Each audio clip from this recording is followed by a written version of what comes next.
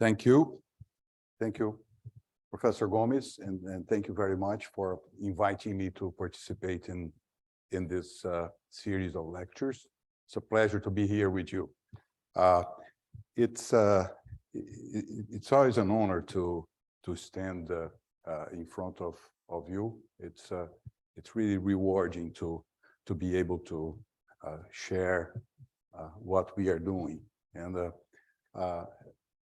I am a metals veteran, and as Professor Gomes mentioned, I thought I retired in December of 2016, and then I tell this story to my friends. I told my wife I'm going to buy a couple pajamas, and we head into the beach, and I never got to the store, and that's the reason. No, Boston Metal. So there are some things in life you don't say no to. This is one of them, right? And that's what I will try to convey to you. Why is that the case? Why steel matters? And because the audience is a broad audience in terms of knowledge and experience, you will allow me to talk a little bit about steel and how steel is manufactured, so you understand the relevance of what we are doing. So there are several things in this slide that it's important to emphasize. So it's this unique solution. So why? I mean, as we go through the slides, I'll try to explain why our technology is the only technology that can scale up to millions of tons. Then why decarbonize steel is important. Does anybody have a guess? What is the percentage of all the CO2 emitted in the world that is associated with the steel industry, steel manufacture? Just give me a number.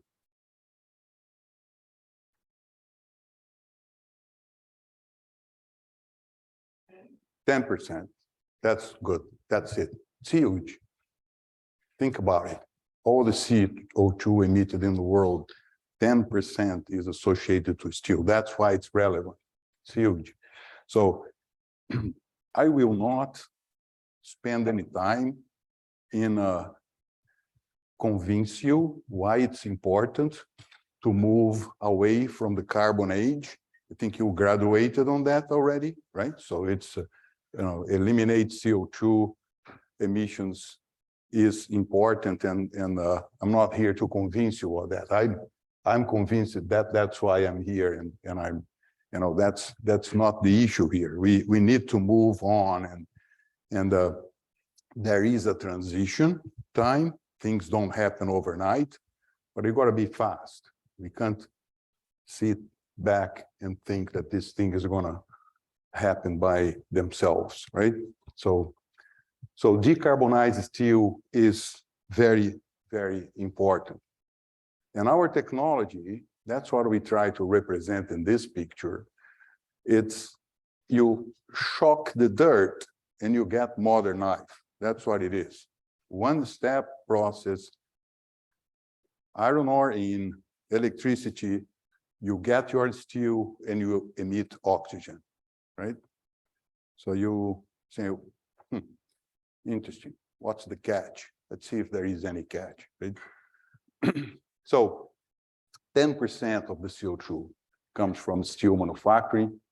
We're pleased, very happy to be named the North American Company of the Year. This was the first time that clean tech organization gave the award to someone in the heavy industry. So that's very relevant. More than 15,000 companies are analyzed and every year. So that's why steel is important. Steel is everywhere, absolutely everywhere. So you manufacture 2 billion tons of steel every year. 2 billion tons of steel. So there is no economy, no infrastructure, nothing without steel. right? So, so here are some examples. So like that's our Freedom Tower there. Look at the base, the beams are gigantic beams. It's steel, got steel everywhere. In the car, every color is a different steel, except for one color that is aluminum. So you transport any fuel, any gas, you need pipelines, it's steel. So it's steel is everywhere, 2 billion tons every year. So that gives you, just to put in perspective, why steel is the most important engineering material and it will continue to be. That's the reason. So you produce 2 billion tons per year. You use more than 3 billion tons of iron ore to get all that steel. The next metal is aluminum, and it's less than 70 million. So think about it. So if you add all the other industrial metals, aluminum, manganese, copper, nickel, just over, you add all of them, you get 200 million tons. It still is 2 billion. And so it's a different orders of magnitude. Problem is this, right? So lots of CO2 emitted as you manufactured it today. Now, doesn't look good, does it? And that's, you need to sort of find another way, right? There are human beings here. That's average life for those who work in this environment is 35, 40 years. So that's really something bad. So now, steel is the foundation for the low carbon future as well. I mean, it's, you know, as you bring the future without carbon, you need lots of steel. It's 40 tons per megawatt of solar energy, 150 tons per megawatt of wind energy. So now, other interesting thing about the steel industry is perceived as the most conservative industry in the world. Maybe they are, but I like this slide because what happened here is it can show you historically that when there was a reason, whatever reason, to revolutionize steel making, it happened, and it happened fast. So when the Bessemer Thomas vessel to manufacture steel came, it was introduced in the whole industry very, very fast. Same with the open heart, same with the system today, which uses the blast furnace and a basic oxygen furnace. I'm going to go through these processes so you understand. And a direct reduction process, which is a process that works in the solid state, using iron ore with a gas to get a sponge, never took off. I mean, there is a reason for that. There is a natural limitation to, you know, despite the fact that the process is available now for more than 50 years. Now, these are the different ways you can manufacture steel. So see the arrow there, steel recycling. If you get scrap, you add the scrap into an electric arc furnace and you remelt the scrap. So you recycle the steel. So this is not coming from iron ore. This is steel becoming new steel, right? So, so that's how you do. See in that picture there, the scrap. So you can see 1, 2, 3 cars, one piled up on top of the other there, and then you charge that into a furnace, and you remelt everything. You get your liquid steel, and then you go to level metallurgy to correct the composition, and then you caster, the rolling mills, and you get your steel products. So steel recycle into steel. 30% of all the steel in the world is done this way. In the US, 70% is done this way. So we are the only country where it's the other way around. So only 30% of the steel manufactured in the West comes from iron ore. But worldwide, those 2 billion tons, only 30% comes from scrap. So that the thing with that is there are two things. Scrap is limited. You don't have 2 billion tons of scrap to recycle, so you always need iron ore. The second thing is scrap is contaminated. So you have, it's becoming more and more contaminated. So you have to put lots of costs into getting the scrap clean before you remelt it. So those are two important limitations for that process. Nonetheless, it is very important. The other observation is it is not zero carbon, because those electrodes in the electric arc furnace are carbon electrodes. So you emit a little bit, nothing compared to the blast furnace, but nonetheless, it's not zero carbon. Now, 70% is done in this first column here, coal-fired primary steel using a blast furnace, right? So this is a 3-year-old formula, in 3,000-year-old formula. So since the Iron Age, which is 1200 BC, as you know, that steel is manufactured this way. You get iron ore mixed with coal, fired up, and get your steel, right? So now, steel today, this is done this way.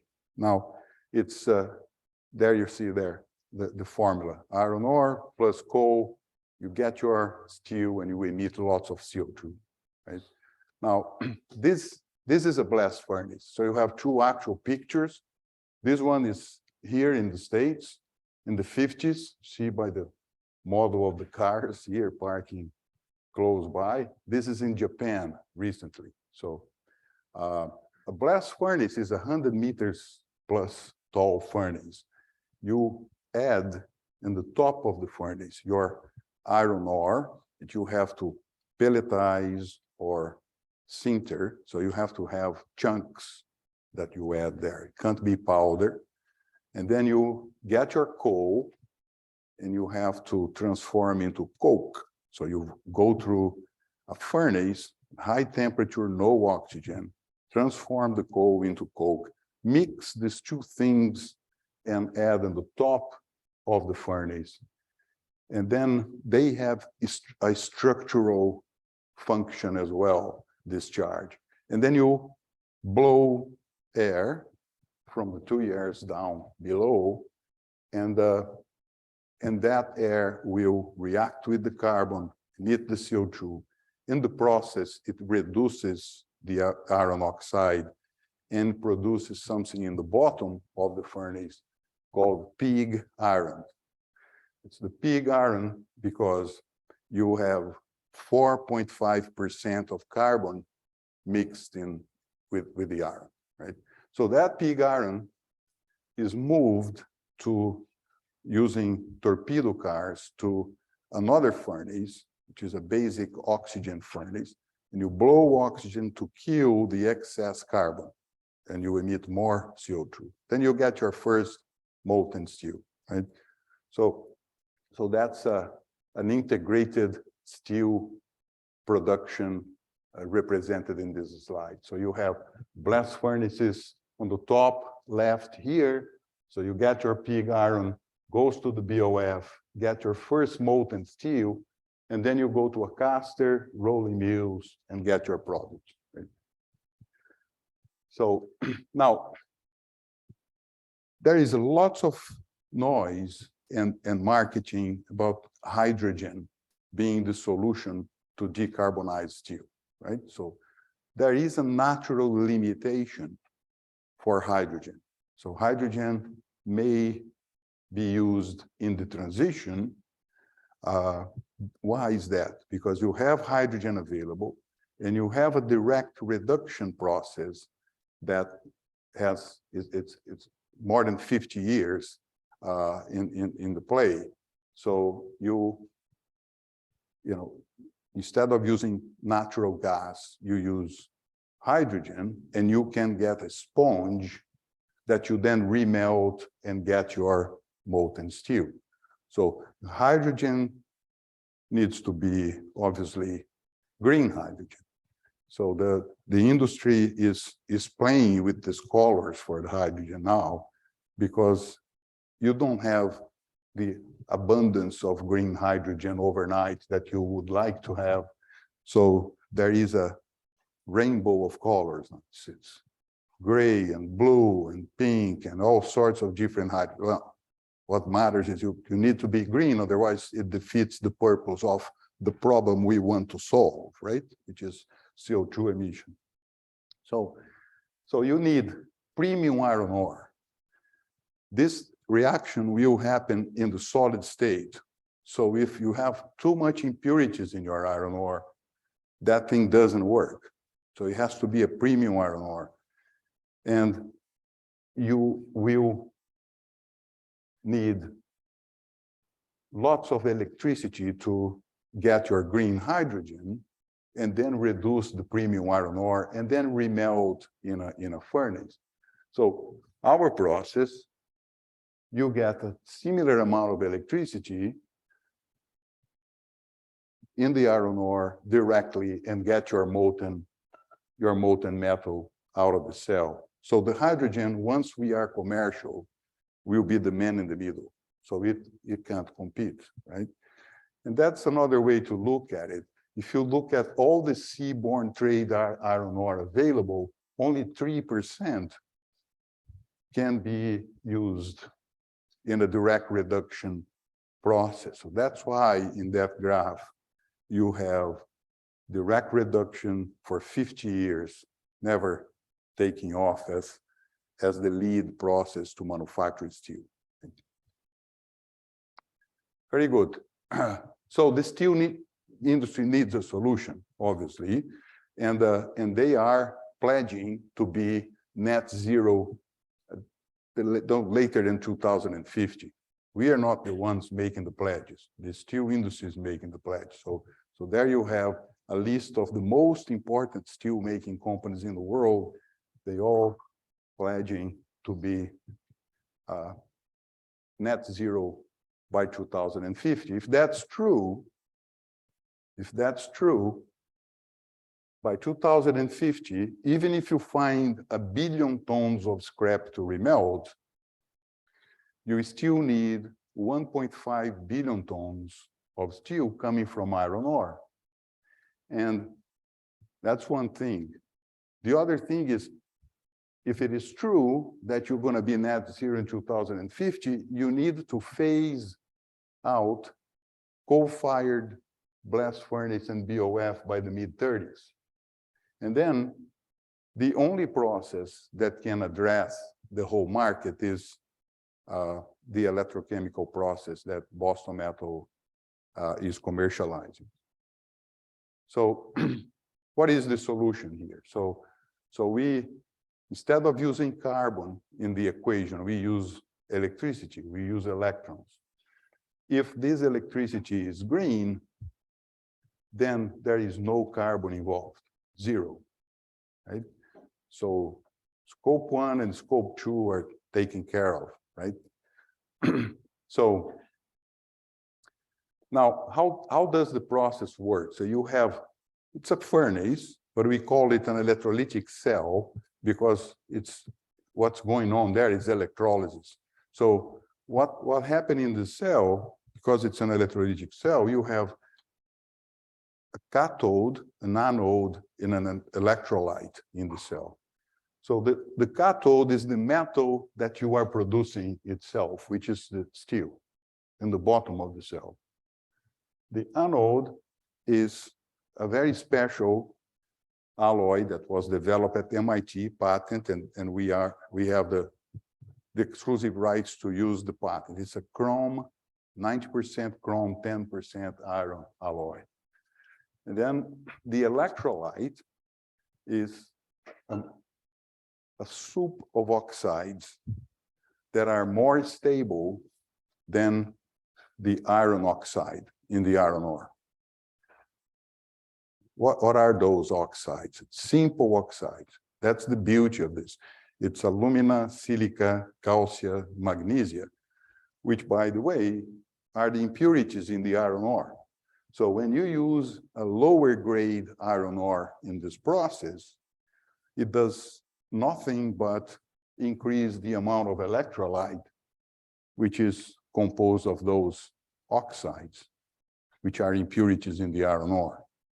So that's how it goes. So you keep adding iron ore, pass electricity, the electrons will split the bonds of the least stable oxide, and you emit oxygen out of the cell. When you collect enough metal, you tap the cell and get your metal, right? Then you continue on and on, right?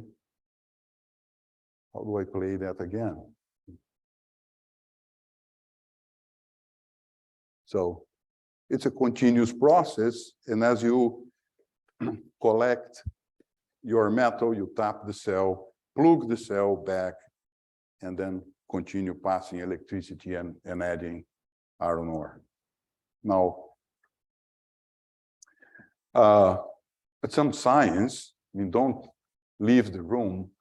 That's called the Elegant diagram. I mean, most of you know this.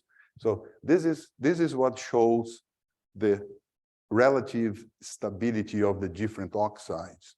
So the lower you are in this, the more difficult it is to split the bonds. In other words, the more oxide that metal wants to be, right? So the ones in the top don't like to be oxide as much as the ones in the bottom. So that's where iron is. It's there in the top. So here is silicon, here is magnesium, here is calcium. So you have aluminum here. So they are more stable than the iron oxide. When you mix them, the temperature that the mixture is going to be liquid is lower than the temperature that each one gets liquid independently. So you have a soup of oxides, and that temperature is lower than the temperature where iron is liquid, which is 1,540 degrees C. So those cells will operate at 1,600 degrees C, right? So everything in the cell is liquid. The steel is heavier, it goes to the bottom of the cell, and the electrolyte is like a slag, it floats on top of the metal, right? So you keep adding iron ore, gets dissolved in the soup, the electrons split the bond of the least stable, iron gets down, oxygen goes out, and you move on, right? Now, you need an anode that is inert. So that's what was developed at the MIT.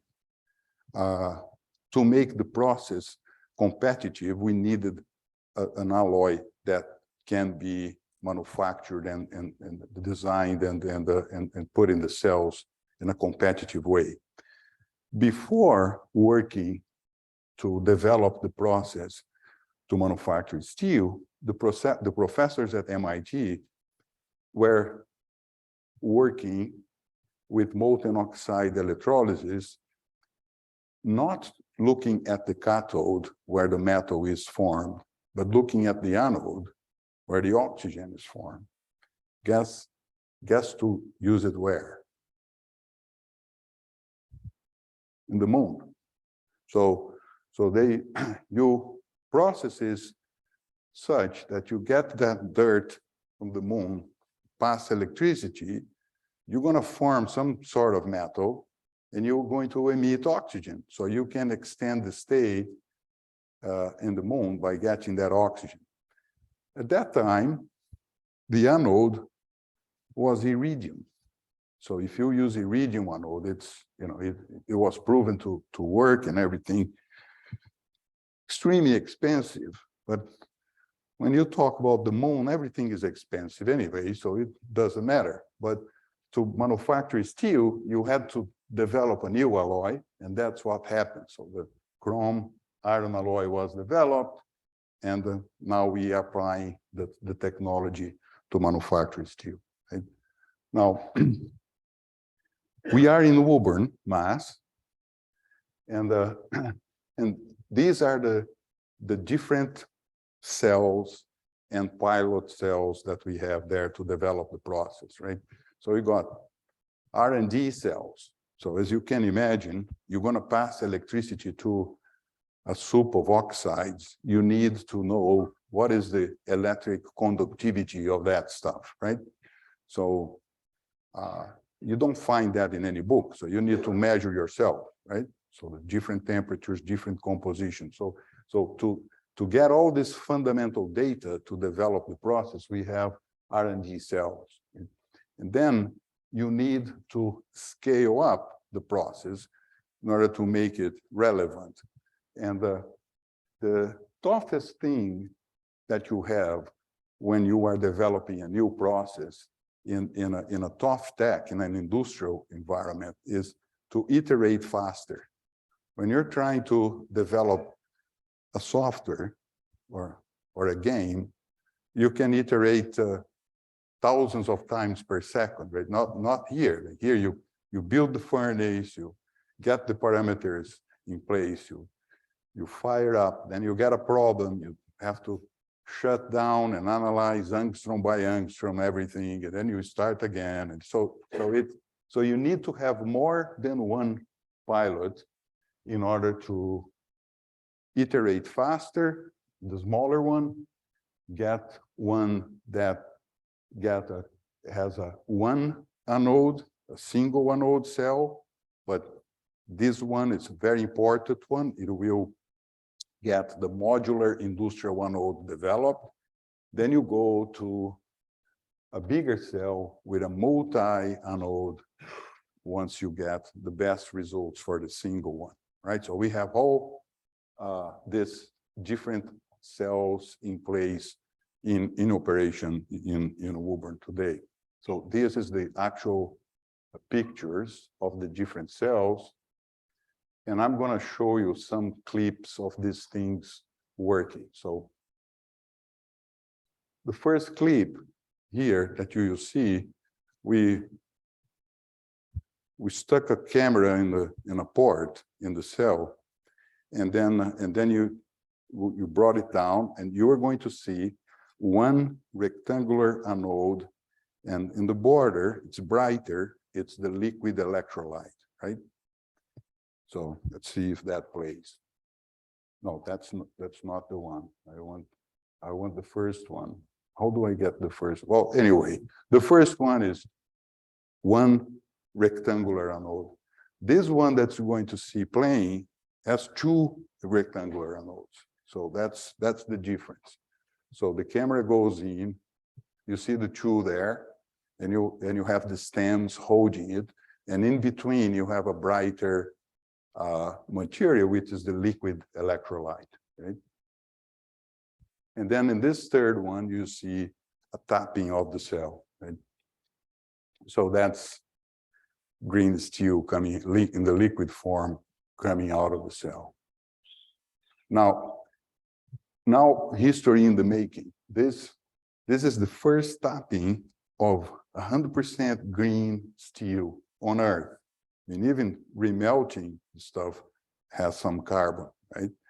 So, and the sponge doing direct reduction of hydrogen needs to be remelted, and you have some carbon there. So this is the first time that 100% green steel was manufactured. So you see the tapping, and the tapping happened not long ago.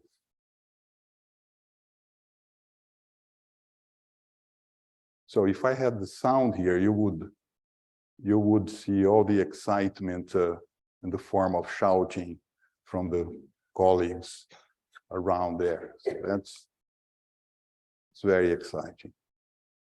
See, that's why you don't go to the beach. You come here, you know, you change beautiful beach from wonderful Boston. Now, next one is the bigger cell with multi-anodes. and you will see the tapping of that cell as well. So, so that's the bigger one, 25,000 ampere cell.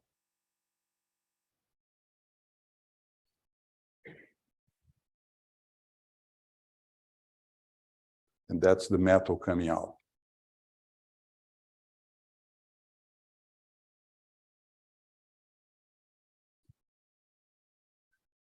Okay, so as Professor Gomes said, I mean, when I came here, it was number 6. Now we are more than 100, and it's that's the most rewarding thing in working. To be honest with you, is to see the ability to attract so many talent to work and solve a very difficult problem. So it's amazing talent that we have in the group at Boston Metal. We just had the first close of our Series C round of finance, and the lead investor is ArcelorMittal. So that's a huge endorsement. ArcelorMittal is the largest steel-making, international steel-making company, and one of the most, if not the most sophisticated in the world. So that was the largest investment in a new technology that they made. So that's a huge endorsement to the technology. Microsoft came in this round as well with their Climate Innovation Fund. So it's very, very happy. And those are the 13 giants who are shareholders of the company. So it's an enviable syndicate of investors that we were lucky to get involved in the company. So, and I should pause here and answer any questions you may have. Thank you for listening.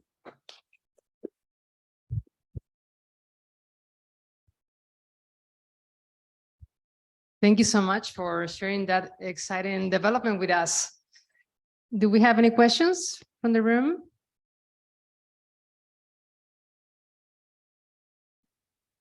Thank you so much.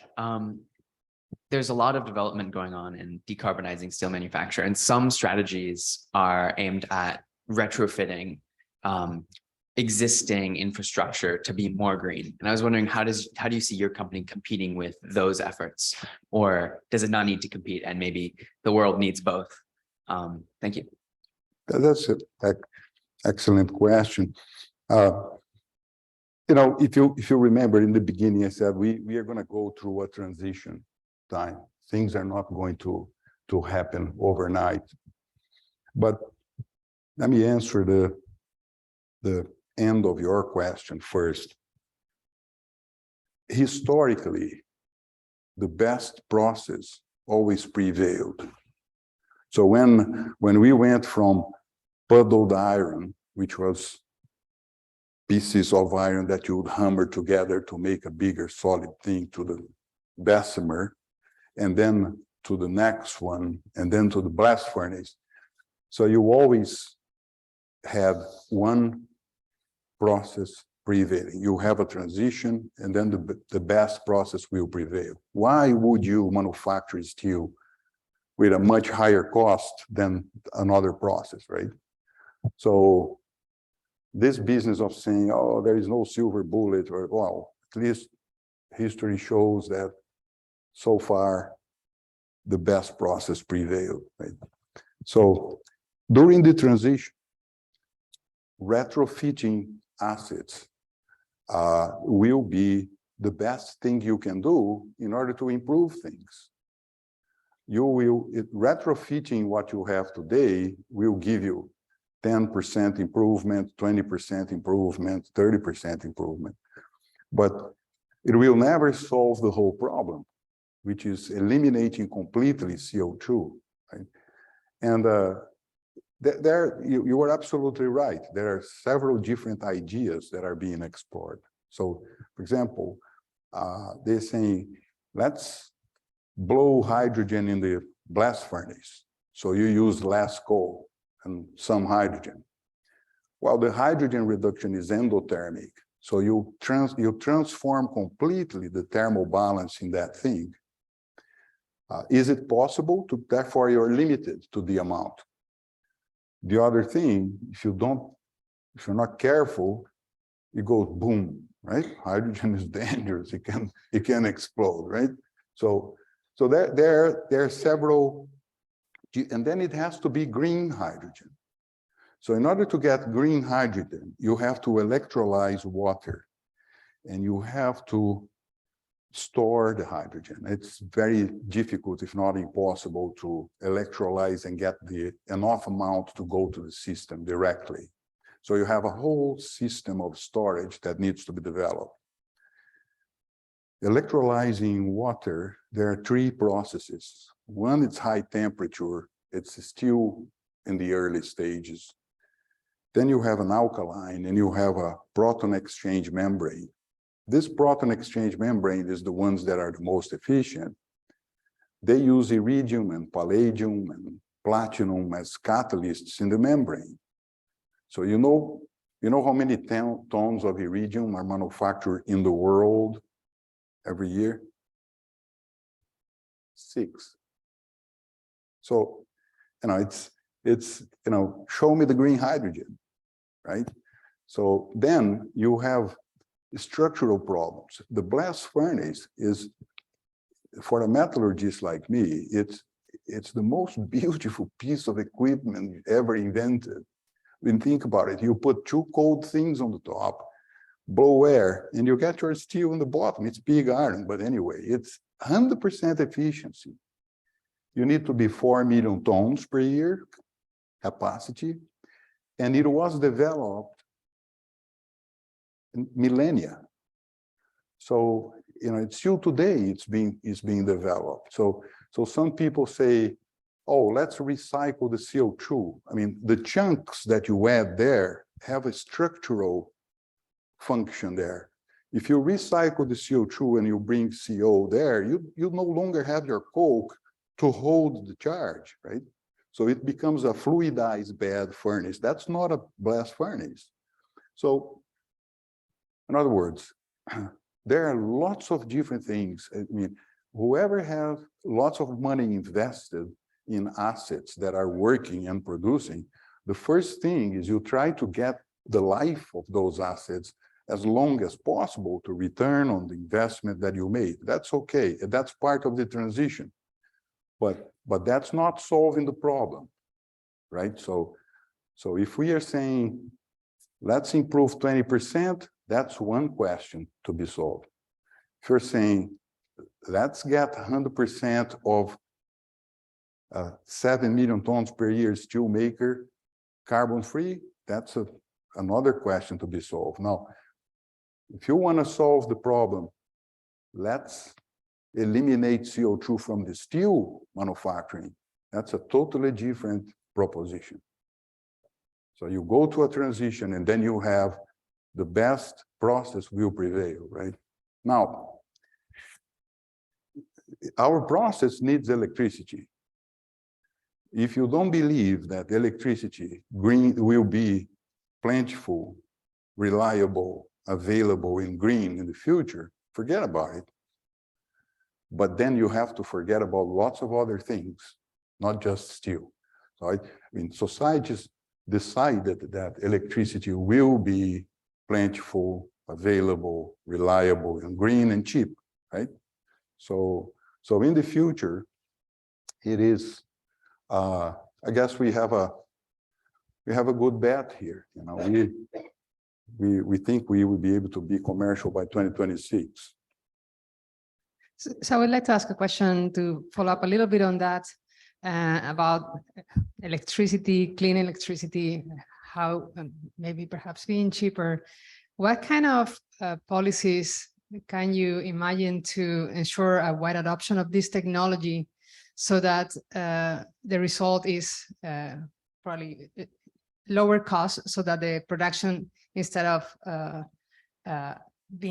adopting this new technology, doesn't shift to areas or countries where maybe emissions are less regulated? Yeah, very good. Well, that's a very, very loaded question. I mean, the thing is, you will have to regulate the borders for sure. right? So the countries that are perceived to be the ones polluting a lot and having lots of export products with high steel content, they will have to clean up because everyone is going to be looking at the carbon footprint of the products. So the first thing that will move the needle will be consumers. So when you buy things, you will look at what is the carbon footprint of that thing. Now, of course, you are in a richer economy and more educated economy. You look at the tag and you see the carbon footprint. So when you are a country that's still very poor and you are buying your that good for the first time in your life, you're interested in the cost, and so you will again have a transition there. But the component coming from consumers will be huge, and that is being already there when you see the end users interested in getting their product carbon free right away. So if you notice, BMW is one of our investors. So they want, I mean, what is the point of having a car that is electric using battery if you are carrying dirty steel, right? So so they're very much interested in getting the product 100% clean, and that's with lots of the end users. So they will push for that. But then, if a country invests a lot in cleaning up the act, there will be taxes, I imagine, for dirty things to cross borders, right? So carbon taxes or carbon incentives or whatever you want to call them, they should exist. And then governments are very powerful when they buy things. They are huge buyers of things, and they can, once a process is available and a clean product is available, they will say, we only going to buy that clean product. So that also moves the needle. So there are several different fronts that will help there. Other questions? Do you have one online?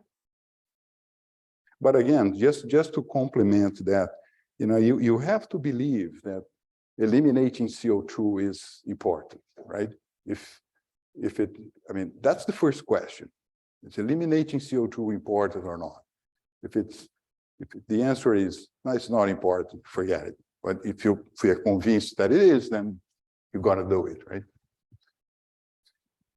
So we have a question from somebody watching online, and I'm not exactly sure what it means. So I hope that either they can interpret it or you know what it means. Is facility sitting more flexible? Well, it's and could you explain what that is also? Yeah, well, here is, well, let me answer this question the following way. You have modularity here, and modularity is very important, right? So you can go to niche segments. See how you can revolutionize these things. Today, iron ore mines are considered mines only if a certain percentage of iron minimum is there. Well, now with this process, you can use any iron ore, right? So first of all. Second of all, you can go for niche segments. You don't need to go for 5, 10 million tons. You can go for 500,000 tons. So because there are two levels of modularity in the process. You need more metal, you add more cells. If you need more metal per cell, you need more anodes in the cell. So it's a modular process helps with capital expenditure. So sometimes you don't need to invest as much and you are in business for a certain thing. The other way to see flexibility with the process is, think about that. If you have electricity in the iron ore mine, you bring the cells there and you ship a metallic instead of shipping iron ore.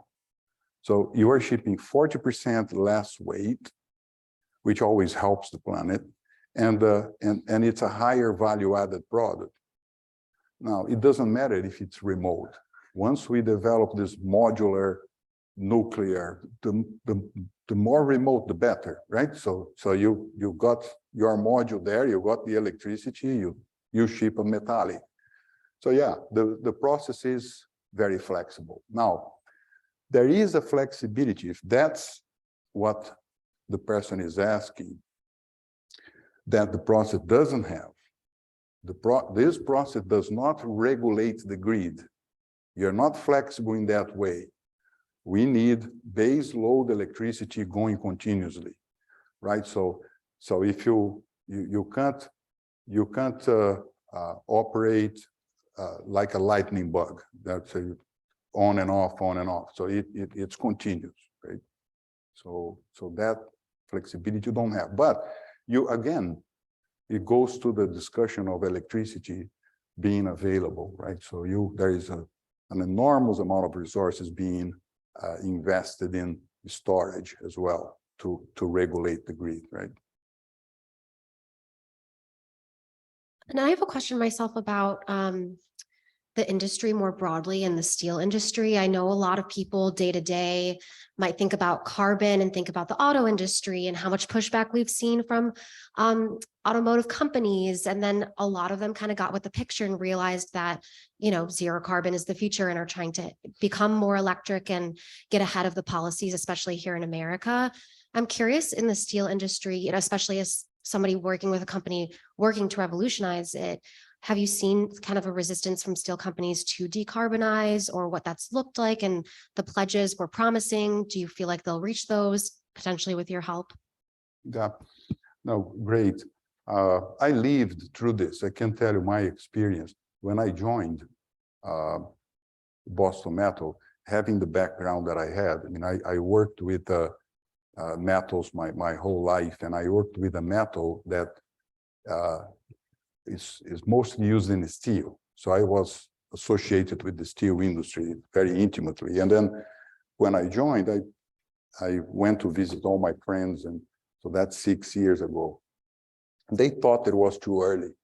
And now, since a year, there is one thing that I don't need to prove is demand. Everyone needs a solution yesterday. They all looking for a solution, and they need to show that they're cleaning up the act, right? So there is no pushback in the steel industry. I mean, ArcelorMittal didn't write a check. Let me tell you, it's a very sizable check just to say that they are doing something. I mean, they really want to do something, and they are investing a lot.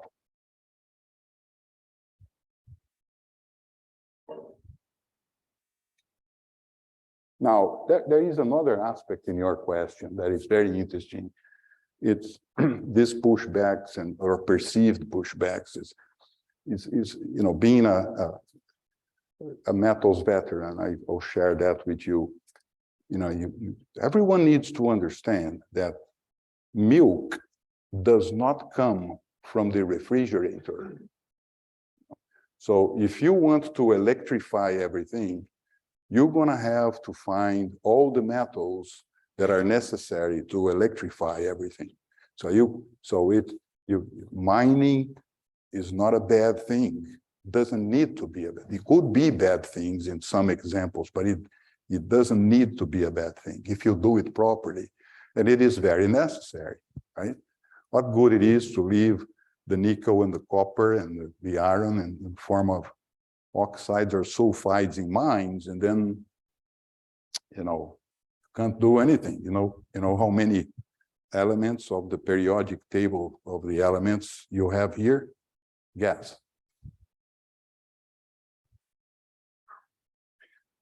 Which would be a lot, and it was a good guess. 75.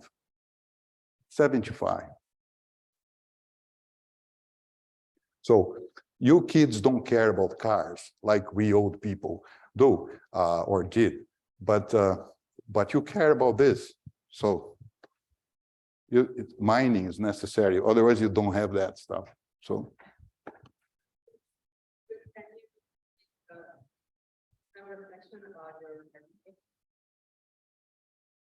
just to conclude, can you do a reflection of your career trajectory and maybe concluding with some thoughts on the employment prospects in your industry? Clearly, it's a lot because you grew the team by 100 people in 5 years, but maybe also talk about the type of skills that are useful to get in that area. Sure. Yeah, no, with pleasure. I consider myself a very lucky person.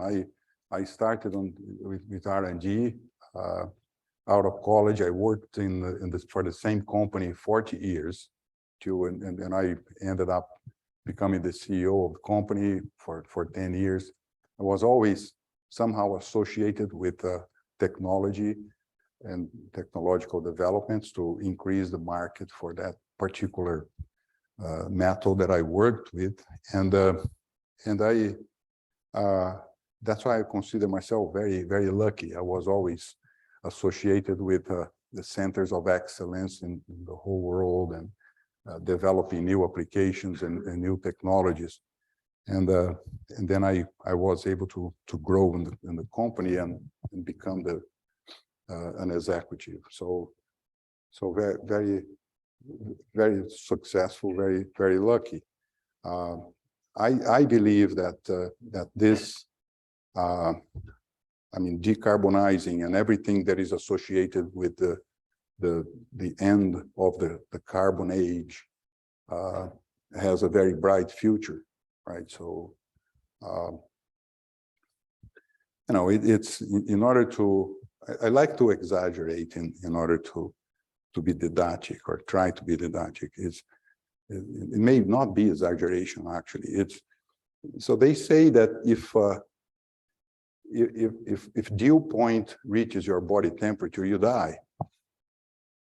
It doesn't matter who you vote for. So if you're young like you, it takes 15 minutes. If you're old like me, it's immediately. Die. So now, then, okay, so what makes that happen? All the global warming, and so is emissions and the CO2 associated with that? Yeah, it is. The light comes, you know the story. It goes through everything, but then when it bounces back and changes into a different wavelength, these molecules hold on to that thing and the temperature goes up, right? So that's the mechanism. So that's science. You can prove that with a glass bottle, right? So again, doesn't matter who you vote for. So therefore, we will have to end the carbon age. It has to end. So whatever you do along those lines will be very successful. There is a transition, but you will see that happen because you are young enough, so, and healthy. You're going to live to be 120. So very much. very good.